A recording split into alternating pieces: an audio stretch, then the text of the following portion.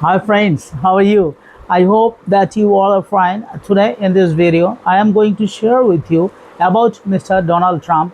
He considers himself as the most powerful president in the world.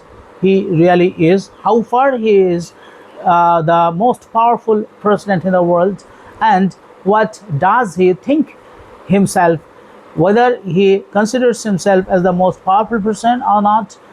In this video, I am going to share about his consideration or his perception and the perception of the people in the United States of America, how they look Donald Trump.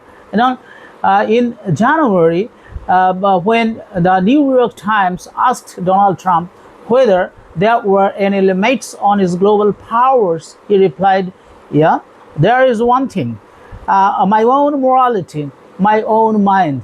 It means that he is the owner of his own morality. He is the owner of his own power. He is unchallengeable. He is unconvincible, and he is undefeatable, because the United States of America is the most powerful country in the world, because America is the highest military power. It is also the highest economic power. It is the most technologically advanced power. That is why he considers himself that he is the most powerful person. Even he is above Congress. Even he thinks that he is above the Supreme Court of the United States of America. It means that what he said that my own morality depends on my own morality and my own mind. It means whatever he thinks, whatever he believes, whatever he does, that is final and that is unchallengeable. Okay, since whatever morality he ever possessed has long since departed, the remaining question is whether he has also lost his mind, given that in the course of his war on Iran, he has chosen to present himself to the world as a genocidal maniac, as a genocidal maniac, posting on Truth Social that a whole civilization will die tonight, never be brought back again. I don't want that to happen, but it will probably will. The answer may seem all too obvious, yet to arrive at it, we have to tease out the relationships that are always at the heart of his persona, the complex connections between performance and reality, method and madness, bombast and bombs. With Trump, these oppositions are never absolute. The borders between them are always porous.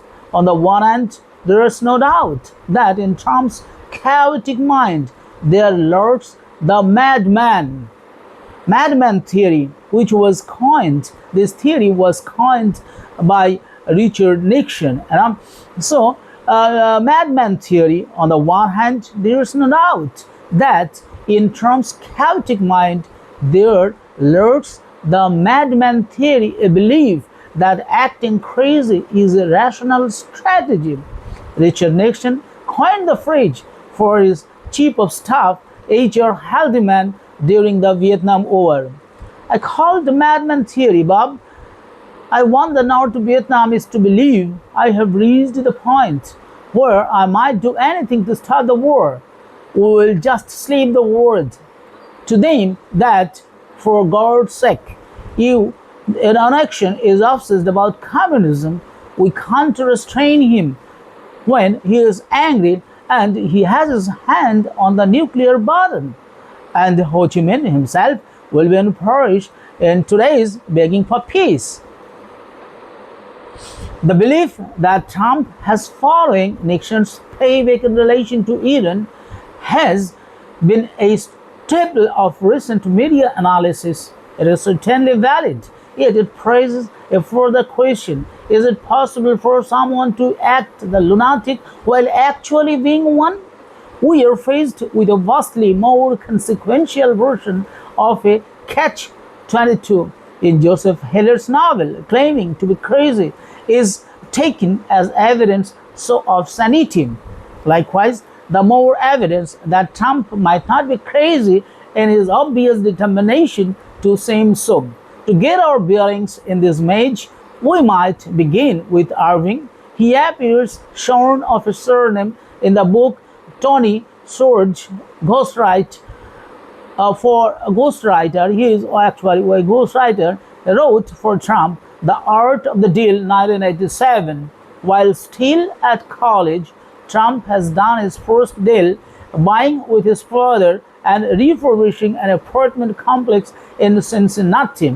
He hires Irving to manage the project. Trump suspects that he is a thief and calls him a short, fat, bald-headed guy with thick glasses and hands like Jello, who had never lifted anything in his life beside a pen and who had no physical ability whatsoever.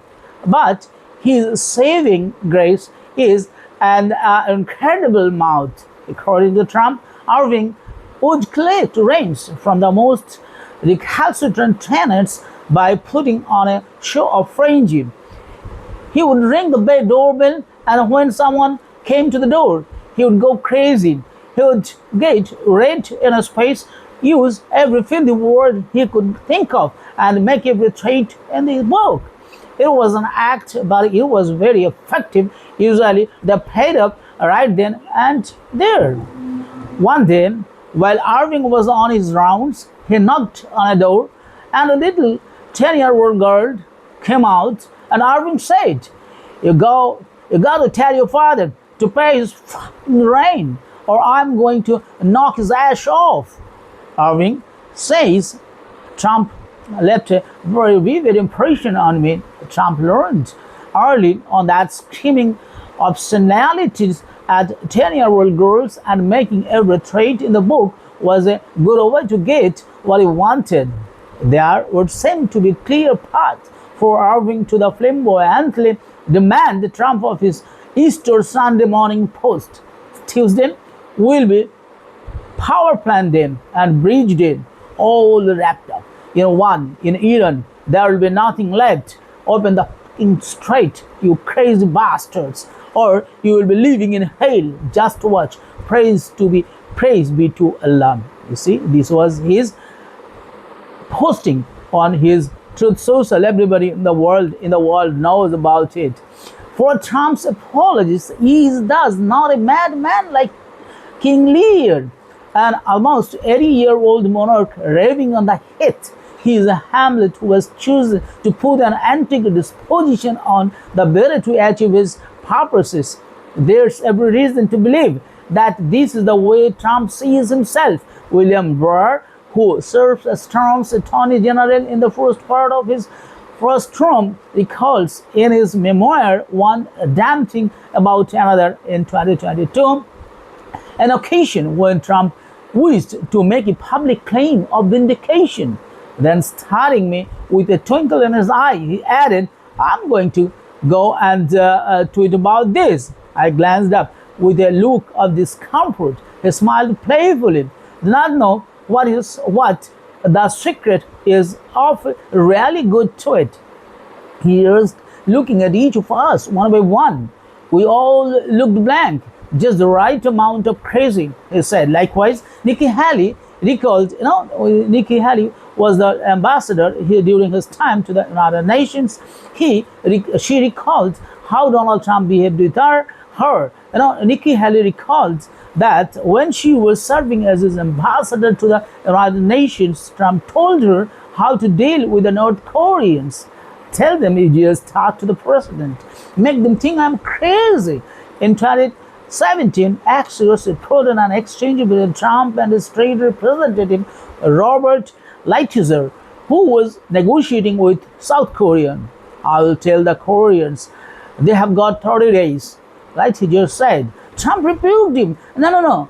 That's not how you negotiate. You don't tell them they would have got 30 days. You tell them this guy is so crazy he could pull out any minute. In 2024, Trump told the Wall Street Journal's editorial board that he would not have to use military force to prevent a Chinese blockade of Taiwan because President Xi respects me and he knows I'm crazy. This is his perception. Actually, he also wants to show the people and the leaders, great leaders, that he is so crazy that he can do anything else. But it's actually not. Really, he is not such an what do you say, unrealistic person. If you think that he is an unrealistic person, he is a real crazy person, it actually not. He wants actually to show the world that he is very crazy. He is like a madman, and he can do anything what he wants. But actually not. The conviction that putting on and take this position is a winning geopolitical strategy has a long history. Henry Kissinger articulated it in a lecture in Peshawar in 1962. In the Cold War confrontation with the Soviet Union, he said, the only way one can communicate one's determination, I think, is by conducting a policy in which one indicates a high capacity for irrationality. You think, what a logic behind Kissinger's thoughts, So what one has to do is to prove that in certain situations one is likely to go out of control, and that regardless of that sober calculation would show one is simply so nervous that the gun is going to go off. A madman who is holding a hand grenade in his hand has a very great bargaining advantage. Donald Trump is having a nuclear power, he is having economic power, he is having military power, the most powerful military power in the world, and he considers that whatever he wishes to threat, whatever he wishes to tell the people he could do, and the people in the world and the leaders in the world will subdue before him, and they will seek apology. But his calculation regarding Iran in comparison to Cuba and Venezuela did not prove true. Okay, so in this theater of bluff, the president of the United States is Irving Wright Leach. If he goes red in the face, uses every filthy word he can think of, and makes vile threats, he is in fact being coldly calculating and lucidly shrewd. According to this line of thinking, there is not just a gap between appearance and reality. The two are complete opposites. The rational is that the higher the seeming capacity for irrationality, the more the rational of the president is, because the more probable it is that the enemy will be terrified and make large concessions. This is his actual aim. He wants to terrify the world leaders and get some concessions, whatever you like. Okay, so by this logic, Trump's genocidal ravings at Iran are proof that he really is, he insists, a very stable genius. The Chinese, of course, have a dismissive praise of their own for the madman theory, paper tiger. Like all performances, the crazy act must be able to command at least the suspension of disbelief. In Trump's case, his infinite hype produces diminishing returns of credibility.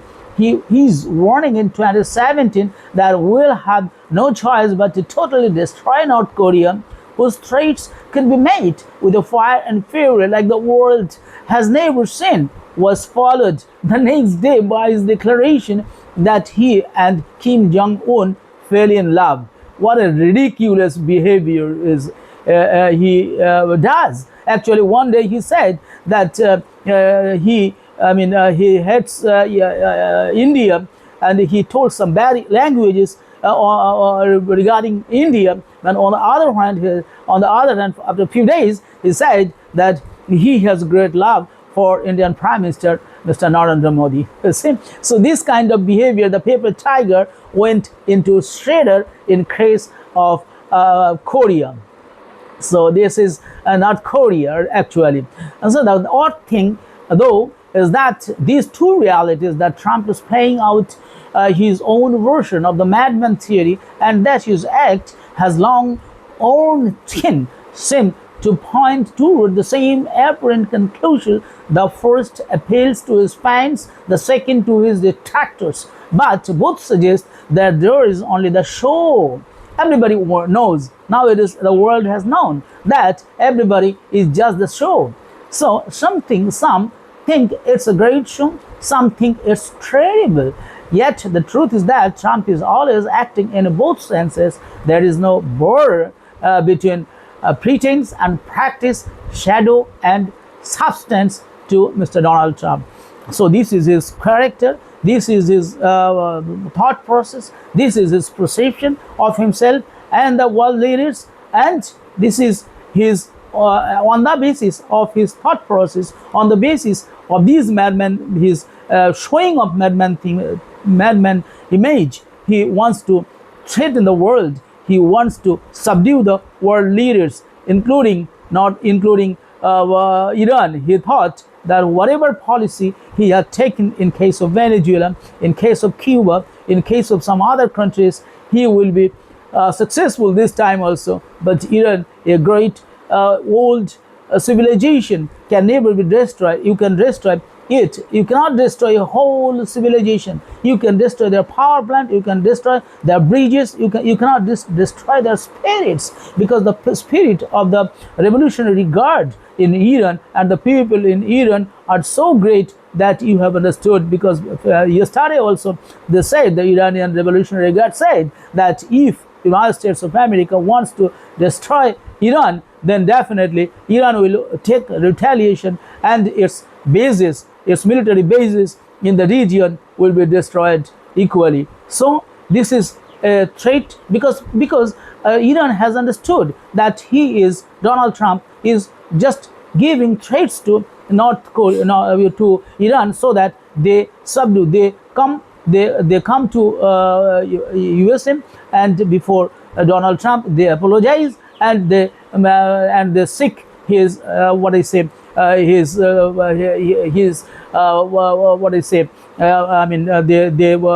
Donald Trump has thought that Iran will come to America, and they will seek his support and seek his what I say his not blessings but his support, rather, I would say.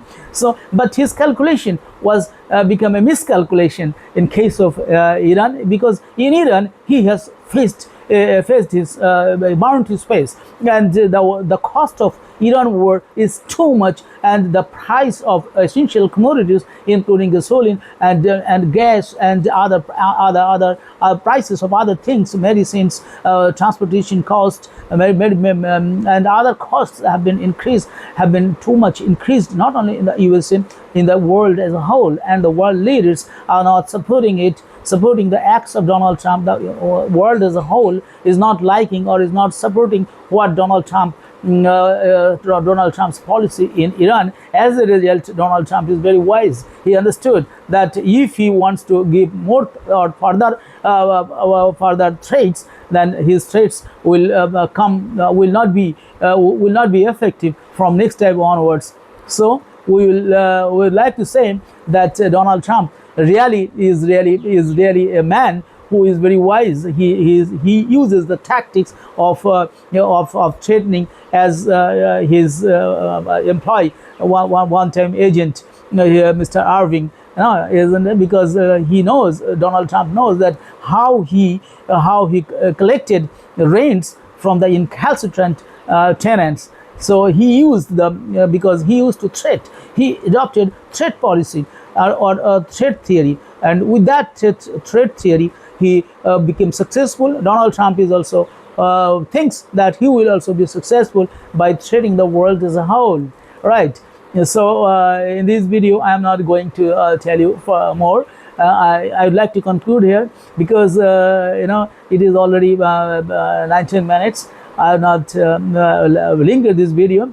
I hope that you understood that how Mr. Donald Trump is adopting and applying his threat theory to the world. Okay, with this I would like to conclude here. Thank you very much.